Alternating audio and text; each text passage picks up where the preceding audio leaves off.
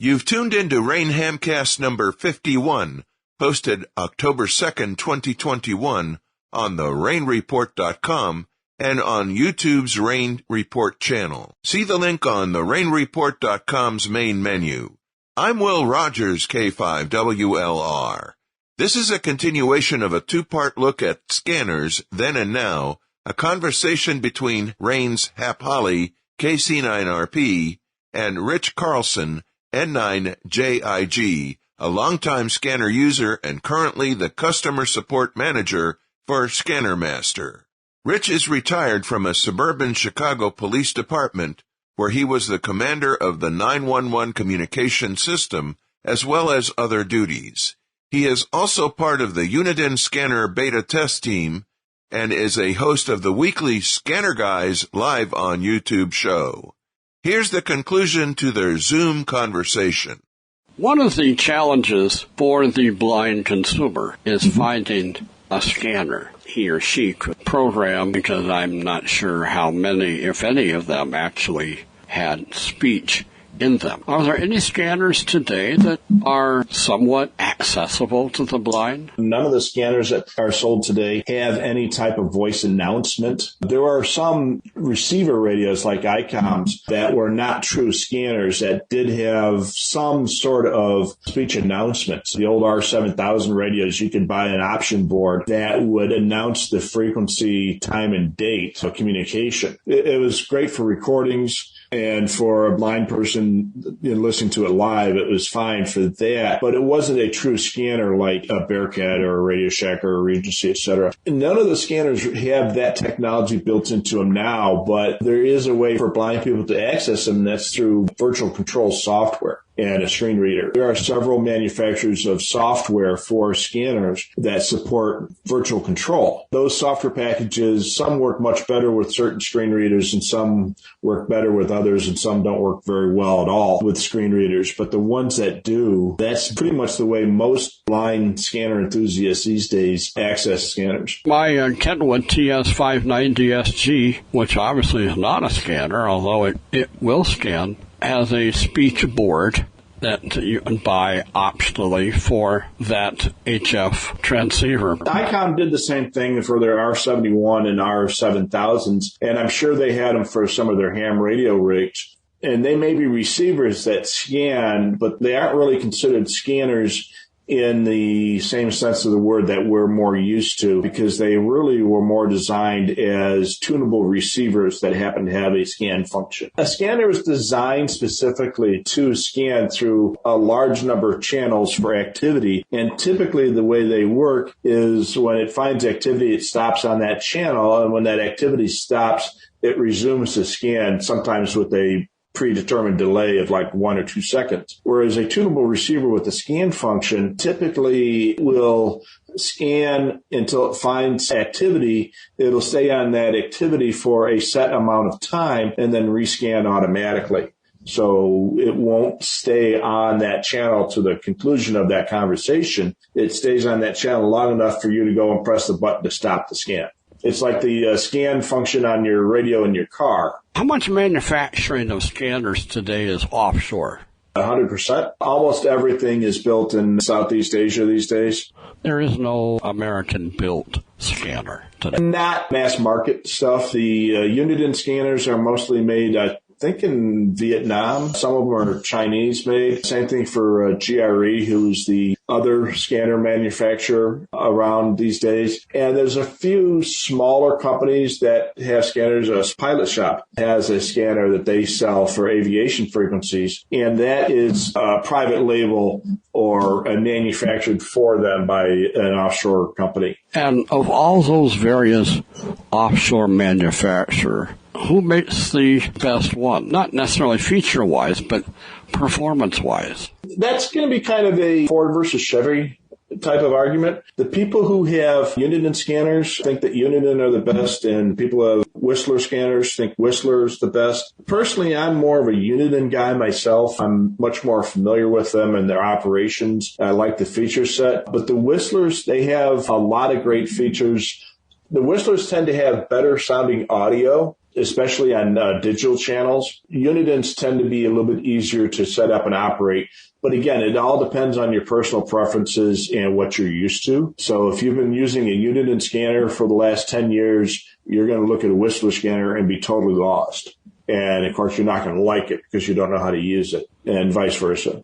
You are a customer service rep for a company called Scanner Master, and we are a nationwide dealer of scanners through the internet and over the phone. Does Scanner Masters market one of its own? No, we sell both the Uniden and the Whistler line, and we sell accessories such as antennas and other type of accessories from many different companies. Plus, we're also the U.S. retailer for the Butel software line for Uniden and Whistler scanners. What are your thoughts toward the future, Rich? Is the scanner business ever going to really go away, or is it just going to have to morph as it has over the last umpteen years? Well, the scanner industry has always been able to overcome the challenges that have been brought forward by the different technologies that public safety agencies use, which is the vast majority of scanner users want to listen to public safety. And when public safety has moved to different technologies, the scanner industry has followed. This is Rain Hamcast number 51 for October 2nd, 2021.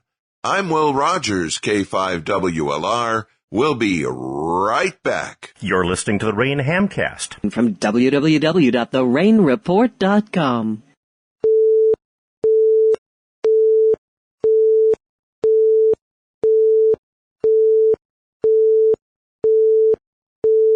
Encryption is going to be the one thing that the scanner industry is not going to be able to accommodate because it's against federal law to do so. In order to survive, they are going to have to find other avenues, and that is to start marketing towards different uses for those places that have gone to encryption. So if all public safety agencies in your area have gone encryption, there are other things to listen to, and that's what they're going to have to market to. I understand that not only do you have Scanner Masters as an employer, but you also produce a podcast regarding scanners. We do a podcast every week on YouTube, and our channel name is called The Scanner Guys. Myself and Jonathan host a weekly show all about scanners, and every week we have a different topic. Antennas, listen to railroads, or listen to aircraft, or what to do when your area has gone encrypted, different features that your scanner has that you may not have been aware of. We'll have features like how to power your scanner in an emergency, or how to mount a scanner